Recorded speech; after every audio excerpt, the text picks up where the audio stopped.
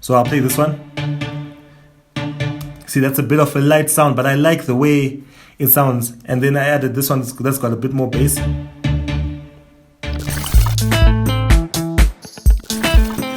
Welcome to the Call In, the show where we get to interview some creatives across Zimbabwe and get an insight of how they work within the industry. Today we got a really special guest. We got Reverb 7, one of the hottest DJs and music producers in Zim. Tell us a bit about you, Reverb. Well, the music journey started during high school, where a friend of mine, I met Simba Tags in high school, and during one of our holidays, we just decided to do an album. I won't go into details about that album, but yeah, the album did pretty well, like in the streets, in our circles. And I guess that's where the love for music started. So when I was done with university, I came back and went straight into music full time. You said that you started by your one album that you did with Simba Tags, right? But generally speaking, the industry has kind of changed now from when you started. Because you started when? In like 2007, right? Yeah, mid to late 2000s. That's when we began. Mid to late 2000s. Yeah. Actually, it was late 2000s. Yeah. Okay, so, but like the industry's changed a lot now because now you got like SoundCloud, you got Spotify, YouTube, and all this. So like, if there's a new artist out there who wants to make something, like what is a good way for an artist to kind of like get into the industry now? Well, the industry these days is built in such a way where basically you can do everything by yourself. You don't really need big machinery. All you need is a really good network of people that you're delivering your product to. So if, for example, like when we started, we didn't have easy access to radio. We didn't have access to the internet. It was expensive and slow back then. And there were no websites like SoundCloud, or we didn't have access to Apple Music and iTunes and stuff like that. So what we did was we would print CDs. We would duplicate a lot of CDs and then give those out. That's how we did it. But these days, there's so many different vehicles for artists to get their music out there. Firstly, it's a lot easier for people to record at home now. I don't know how many home studios there are right now, like for example in Harare, but there are so many that are making international quality music. So it's not necessarily about people not having access to equipment like the story was a long time ago, but now almost every area has got a studio that's capable of producing some world-class sounds. So because of that, there's now so much music that's coming out from people's houses, people's bedroom studios, from people's personal studios and commercial studios at the same time. So to make your stuff stand out, what you have to do now is you have to have that network that I was talking about. You have to have your people. It's all about viewership these days. The more people that listen to your music online, the more popular you are, the more money you make. The more people that listen to your music online, the more you get called to shows because people are now interested. They want to hear more of you. The more popular you are online, the more likely radio are to play you because, well, radio has to keep up with what's happening. And as in, trends move. So whoever's with the trend right now, radio's got to keep up with that. And that's generally how it's done these days. It's just about how you push your music, how you push your product. You have to have the complete package. These days, videos are crucial. A lot of people get their music from YouTube, Spotify. In the diaspora out there, Spotify, Apple Music. Products like that are really big, where people pay a small monthly subscription, but they have access to so much music and they're just streaming online all day. In Zimbabwe, it's a bit different. So people have resorted to things like WhatsApp, where they're now sending out their music like that. And there are a lot of artists who are actually getting popular through such platforms. So it's basically about how popular you can get, and then your popularity is what then brings in your money, because you then create demand for yourself as an artist. That's when you're called to radio interviews. So you're raising a point about the more popular you are. So what's more important? Because you get a question whereby a lot of people are producing a lot of music, but the quality ain't great. But everyone now knows them. They hit the mainstream, they hit the popular. They're more popular than they are known for their quality. So what's better in the industry? Is it better for people to improve their quality to go more international, or is it popularity first and then worry about quality later? Well, popularity isn't really the term that I would use in terms of. Well, basically, what I believe is it depends on your target market and who you're trying to target. There are some artists or bands that have niche markets where they only service a small percentage of the population, and they're happy doing that, and they've got enough shows just from servicing that small population. I'll give the example of Mokomba in Zimbabwe, not internationally, because internationally Mokomba are massive, but in Zimbabwe they're not really that big.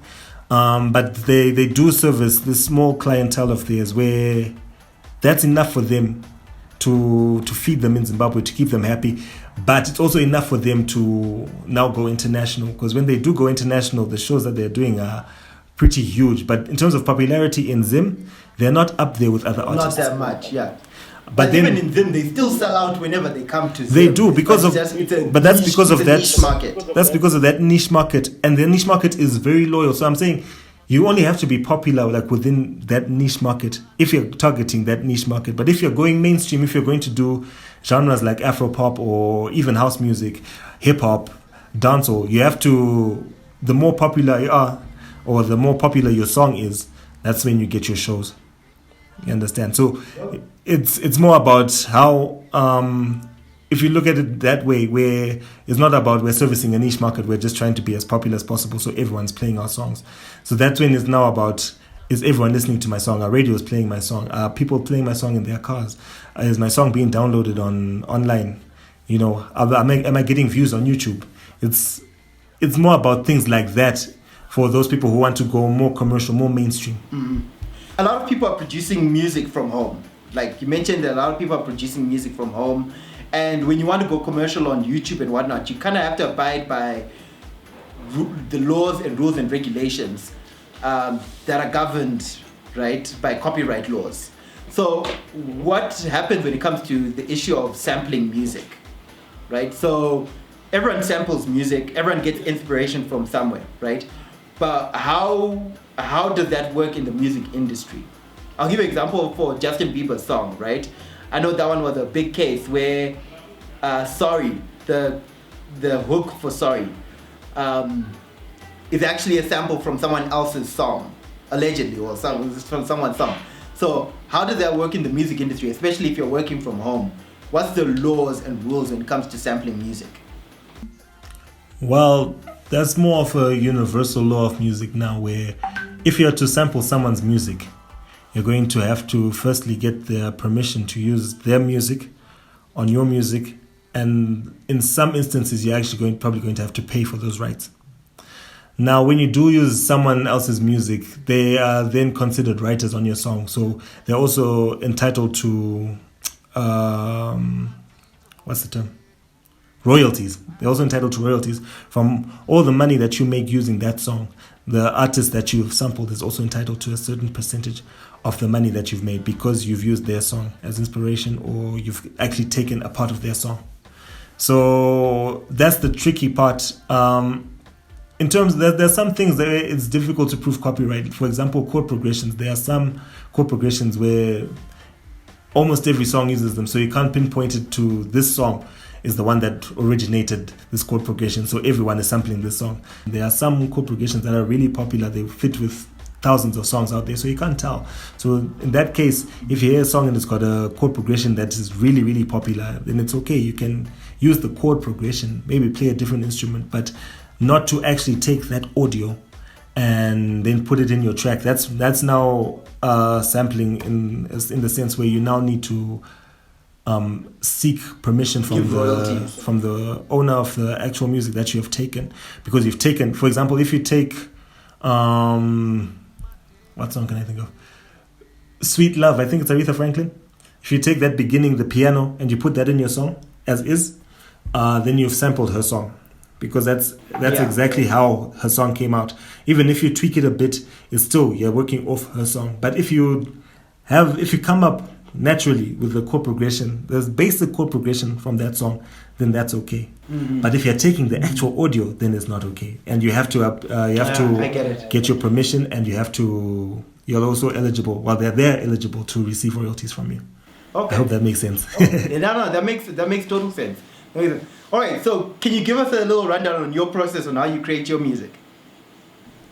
And how I create my music. Okay, let me share the screen. This is going to be a fun crash course. Okay, I'm just going to go over something that I'm working on right now and just show you guys my process and working on it. So I think 4 or 5 years ago, I released a song with Simba Tags. It was called Tamirira, and where it basically incorporates a lot of EDM elements with African drums. So what I did with this one was I started with the vocals. Here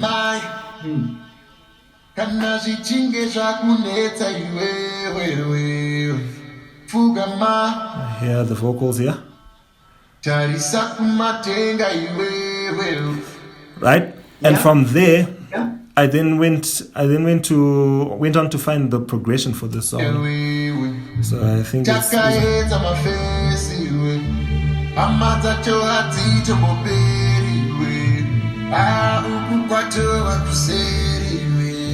yeah, I found I added strings, a really low pad and another pad progression that's more of a pad stab. So like all these elements, besides the vocals, all these elements, are they in Logic? Yes. For example, these strings come with Logic. You have to download those Logic. And the pads that I used here are also a part of the Logic expansion pack. The pad I used here is called Blue Carpet if anyone wants to use it. And then I'm also using a lot of Massive by Native Instruments. That's a really good synthesizer. So that's now to add the more electronic elements to the track. So I was adding just different elements, just following the progression.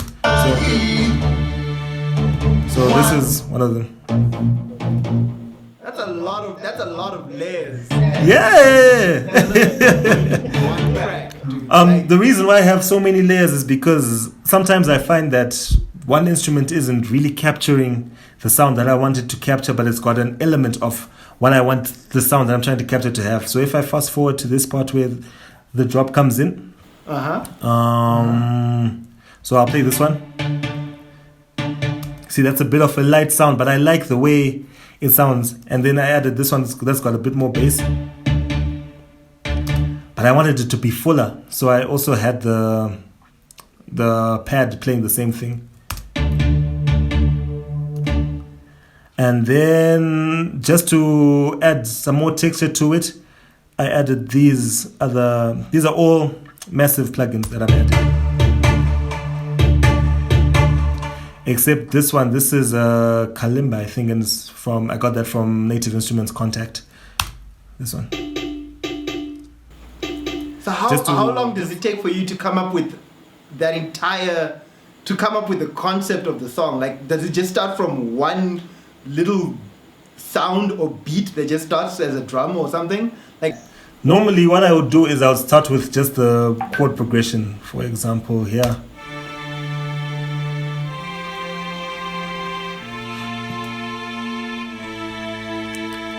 And then that's what I base the rest of the song on. So normally I start with the chord progression and then I'll add small elements to it.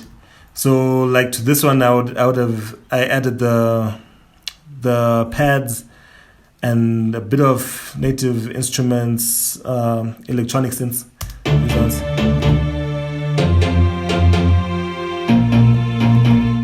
And yeah, also this. Melody is also really important in music.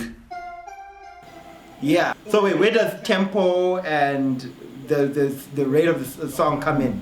Okay, you begin with the tempo of your song. So you determine how fast you want your song to go. This song is 126 beats per minute. For a house song, for a house beat? House beats, it depends on the kind of house that you're trying to make. For example, Amapiano is between 110 to about 117 beats per minute. Afro house is from 120 up until about 127. Gqom is usually 126. Afrotech varies between 122 and 126, I guess. So it depends on on the kind of genre that you're trying to make, firstly. Secondly, on the feel that you're trying to look for. So if you want something that's... House music is up-tempo, but if you want something that's not too up-tempo, you then slow it down. So you can drop it down to 120 or 121 or something like that. So you start your song with you begin your project with the tempo. Normally you have a... Hold on, let me mute everything here. You have a metronome. So that'll then give you the speed of the song, the tempo, the beats per minute. And then what I do, not everyone does this. Some people start with drums, but what I do is I then start with my chord progression. So this is like your secret sauce right there. I feel like a lot of people do this. It's not really a secret. Where things begin to become special is where you are now experimenting and finding sounds that you weren't really thinking of. So what happens is, like, Logic, for example, will come with its own library of sounds. So as you're looking for whatever sound that you have in your head, you bump into another one that's a bit different, and you're like, oh wow, this one works well. And that's where I believe you find the magic. It's mainly it's not what you're looking for, but what you bump into. So I normally say that a lot of the magic happens in mistakes, things that you didn't actually mean to do, but things that ended up happening where it's like, oh, okay, that was dope. You find a new beat, you find a new instrument, and you're like, inspirations just sparks from there. Exactly. For example, with this one, the way I got I was just going through some sounds on my laptop, and you know how you play a key to hear the sound, but so that wasn't the initial pattern that I had in my mind. But as I was going through sounds, I heard that and I was like, oh, okay, that's really dope. If I hadn't done that mistake, I don't think the song would have sounded the way that it sounded. Right? So start with the BPM of the track. You add your chord progression. From there, you build on. You're adding different elements, just making it thicker. What I normally do is I normally start with what I call the climax of the song, where everything is going crazy, where, you know, what the song builds up to. So that's where I add all my instruments, everything I can think of. So with this one, that would have been this part.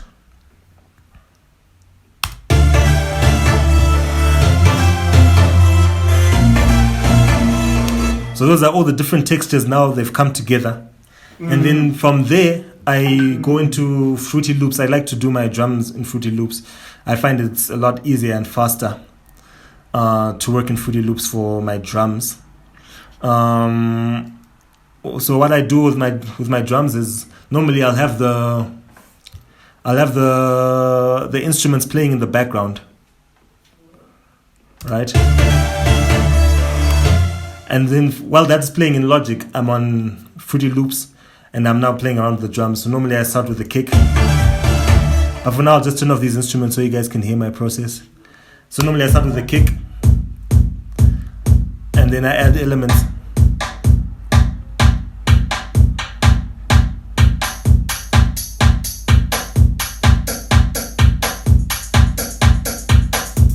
I can see it coming.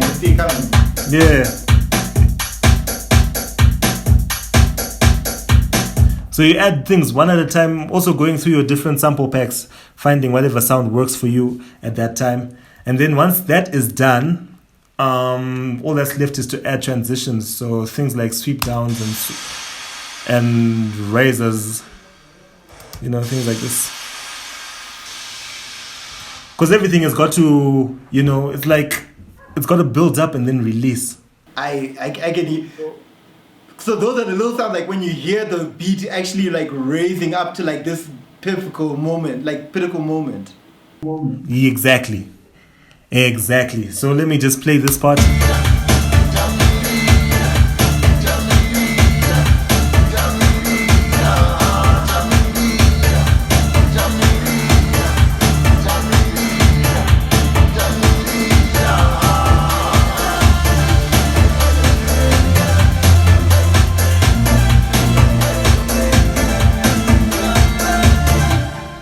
So it all comes together like that, and at the end of the day, you have your track ready.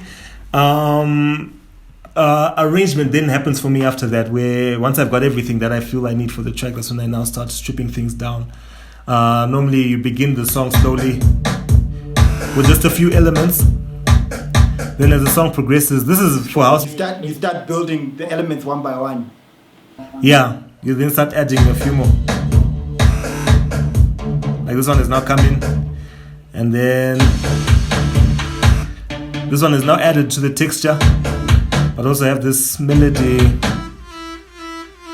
playing in the background. So it's just small things that you keep adding.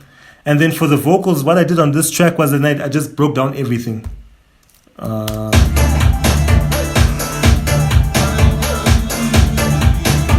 So one thing that I appreciate, because when you open the app for the very first time, I think I had the same reaction when someone opens Photoshop or After Effects or anything. It just looks like absolute madness on the screen. But now that you're breaking it down, like I actually kind of get how the process is actually working and how everything is going about, and it's pretty cool. I'm not gonna get into audio into sound anytime soon, but that's cool. Yeah, no. The thing with sound is that there's just so many different aspects to everything, and I think it's the same for things like Photoshop and Lightroom, where the end product you get, there's so much more that went into it that we don't seem to really understand or comprehend or even appreciate sometimes. Like, for example, you can never here, stop learning it. Yeah, you never stop learning. There's always something new coming out.